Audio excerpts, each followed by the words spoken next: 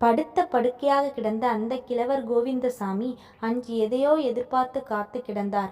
படுக்கையில் இருந்தபடியே அவர் அப்படி என்ன எதிர்பார்க்கிறார்? ஏன் இப்படி தலையை தூக்கி தூக்கி வெளியே பார்த்து கொண்டிருக்கிறார்? சண்டைகள் சமாதானமாகி ரொம்ப நாள் கழித்து குடும்பத்தோடு வந்து இருக்கும் அவருடைய கடைசி மகள் மாரியம்மாள் அப்பாவை பார்த்து கிடந்தாள். அவரிடம் சென்று கேட்டே விட்டாள். ஒரு கட்டத்தில், அப்பா, எப்படி என்ன தலையை தூக்கி தூக்கி தெருவையே பார்த்துக்கிட்டு இருக்க? என்ன விஷயம்? நாங்க எப்ப வீட்டை விட்டு வெளியில் போவோம்னு தெருவையே பார்த்துட்டு இருக்கியாப்பா என்றாள் மாரியம்மாள். கோவிந்தசாமி பெரியவர் இதையெல்லாம் கேட்டுவிட்டு தன் இளைய மகள் மாரியை அருகே அழைத்தார். இப்படி உட்காரு தாயி. வாய் குளறி குளறி பேச ஆரம்பித்தார். நான் மாறிட்டேன் தாயி. நீ எல்லாத்தையும் மறந்து போயிட்ட. இனி வரமாட்ட என நினைச்சேன். நீ எல்லாம் சமாதானமாகி இப்போ குடும்பத்தோடு வந்து இருக்க. இப்போ உனக்கு கொடுக்க என்கிட்ட ஒண்ணுமே இல்லை தாயி. படுத்த படுக்கையாய் மனசு கிடந்து துடிக்குது உனக்கு ஏதாவது செய்யணும்னு. ஆனா இப்ப காலம் போச்சு. என்னால ஒன்றும் முடியாது. எல்லாத்தையும் பசங்க எடுத்துக்கிட்டாங்க. என்னால் அவங்க கிட்ட எதுவும் போய் கேட்க முடியல என்று அந்த கிழவர் சொல்ல சொல்ல மாரியம்மா கண்கள் கலங்கின. அப்பா, எனக்கு எதுவும் வேணாம்ப்பா. கடவுள் புண்ணியத்துல இப்ப நாங்க நல்லா இருக்கோம். உங்க பேத்தி 1வது படிக்கிறா. நல்ல சுட்டியா இருக்கா. நாங்க நல்ல வசதியாத்தான் வாழ்றோம். எந்த அப்பனுக்குத்தான் கோபம் வராது? யாரோ ஒருத்தனை கல்யாணம் பண்ணிக்கிட்டு ஓடி போயிட்டா. உங்க கோபம் நியாயமான கோபம் தான் அப்பா. எவ்வளோ பெரிய உழைப்பாளி நீங்க என்று மாரியம்மாள் சொல்லி கொண்டிருக்கும் போதே குறுக்கிட்டு அந்த கோவிந்தசாமி பெரியவர், அதான் இன்னைக்கு தபால்காரரை எதிர்பார்த்துக்கிட்டு இருக்கேன். எனக்கு முதியவர்களுக்கான பென்ஷன் பணம் 1000 ரூபாய் வரும். நம்ம ஏரியா தபால்காரர் மாசம் மாசம் வீட்டுக்கே வந்து தந்துட்டு போயிடுவாரு. இன்னைக்கு வரணும். வந்தா ஒரு 1000 ரூபாய் கிடைக்கும். என் பேத்திக்கு கொடுக்கணும்னு ஆசையா இருக்கு. இப்போதைக்கு அதை பேத்திக்கிட்ட கொடுத்துக்கிட்டா மனசு கொஞ்சம் ஆறுதலா இருக்கும் மாரியம்மா என்று இருமியபடியே விவரித்தார். பார்த்துப்பா, உங்களால் பேசவே முடியல. நீங்கள் ஒன்றும் பேச வேண்டாம்.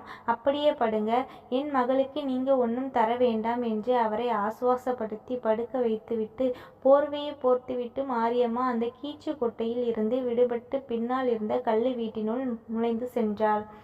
1 வயதுக்கு அப்புறமா படுத்த படுத்தையாகிவிட்டால் முதியவர்களுக்கு வீட்டில் கூட இடம் கிடைப்பதில்லை. ஒரு மாட்டு கொட்டையை போல் அந்த வீட்டின் முன்னால் கீச்சு கொட்டையை கட்டி கோவிந்தசாமியை கீழே கிடத்தி இருந்தார்கள்.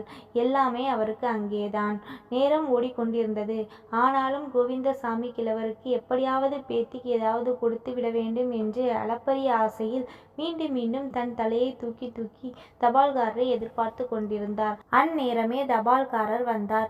என்ன கோவிந்தசாமி தாத்தா என்று கேட்டுக்கொண்டே அந்த கொட்டகையினுள் வந்தார் அந்த தபால்காரர். ஏதோ கடவுளாய் தெரிந்தார்.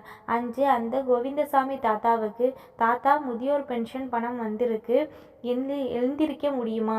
இல்லைனா அப்படியே உன் கைரேகையை கொடு, நானே விரல் ரேகை எடுத்துக்கிறேன் என்று தபால்காரர் சொல்ல சொல்ல தாயை கண்ட கன்று போல் உள்ள மகிழ தன் இடது கையை வெட்டி கூட எடுத்துக்கொள் என்பது மாதிரி நம்பிக்கையாய் கையை நீட்டினார் அந்த கிழவர்.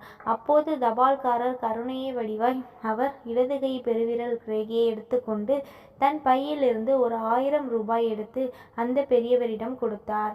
அப்போது அந்த பெரியவரின் மனசு அடைந்த சந்தோஷத்திற்கு அளவே இல்லை. தன் வலது கையை தூக்கி வாழ்த்துவது போல கையை தூக்கினார். அந்த தபால்காரர் ஒரு மெல்லிய புன்னகையுடன் அங்கிருந்து கிளம்ப முற்பட்டார். அங்கு திடீரென்று அந்த கோவிந்தசாமி பெரியவரின் பெரிய குடிகார மகன் அங்கு வந்து அந்த பெரியவரின் கையில் இருந்த 1000 ரூபாயை பிட்டென்று பிடுங்கிவிட்டான். ஐயோ ஐயோ, எனக்கு பணம் வேணும், அந்த பணம் எனக்கு வேணும் என்று அந்த பெரியவர் கட்டிலில் கத்திக்கொண்டே கட்டிலிருந்து எழும்ப முற்பட்டார். கண்களில் கண்ணீருமாக ஏக்கவுமாய் ஏதோ பேச முடியாமல் கத்த முயன்று கத்தவும் முடியாமல் கைசேகை காட்டிக் கொண்டிருந்தார். அப்போது தபால்காரர், ஏங்க, இப்பதான் பென்ஷன் பணம் வந்து பெரியவர்கிட்ட கொடுத்தேன், அதை பிடுங்கிவிட்டீங்க. பாவம் சார், ஒரு நாளாவது அவர்கிட்ட இருக்கட்டும், நாளைக்காவது கேட்டு வாங்கியிருக்கலாம்ல. நீங்க அவர் பையன்தானே, உங்களுக்குத்தானே சார் அவர் தரப்போகிறார் என்றார். ஹலோ தபால்காரர், வந்தமா, பென்ஷன் பணத்தை கொடுத்தமான் போயிட்டே இரு. எங்க குடும்ப விஷயத்துல தலையிடாத. அவருக்கு கொல்லி வைக்க போறவன் நான் தான். அந்த ஆளுக்கு எவ்வளோ செஞ்சிட்டேன். அறிவுரை எல்லாம் எனக்கு வேண்டாம், போயிட்டே இரு என்று கத்தினான். தபால்காரர், செய்வதொன்று அறியாமல் அமைதியாய் தன் பையை எடுத்துக்கொண்டு சைக்கிளில் ஏறி போனார். எதிர்பார்த்து கிடைத்தும் பேத்திக்கு கொடுக்க முடியாத ஏமாற்றம் இறுதியில் அந்த கோவிந்தசாமி கிழவர் அப்படியே படுக்கையில் இருந்து தபால்காரர் போவதை வெறித்து பார்த்து கொண்டிருந்தார். மறுநாள் மீண்டும் அந்த தபால்காரர் யாருக்கோ தபால் கொடுக்க அந்த தெருவிற்கு வந்தார். கோவிந்தசாமி கிழவர் வீட்டு வாசலில் ஒரே கூட்டம். சாமியானால் பந்தல் போட்டு ஒரு பக்கம் சங்கு ஊதி கொண்டிருந்தார்கள். அந்த கோவிந்தசாமி தாத்தா இறந்து போய்விட்டார். தபால்காரர் மனசு கனைத்தது. இப்படி எத்தனை துயரங்களை கடக்கிறோம். பல சமயங்களில் உதவ மனம் துடித்தாலும் முடியாமல் போகிறதே என்று மனதில் நினைத்து கொண்டே ஏதோ ஒரு வீட்டில் நின்று சார் போஸ்ட் என்று சொல்லிக்கொண்டு அங்கிருந்து சைக்கிளில் ஏறி அடுத்த தெருவுக்கு போனார். இப்படி எத்தனையோ சொல்ல முடியாத செய்ய முடியாத வழிகளோடு தான் பலரின் வாழ்க்கை முடிகிறது.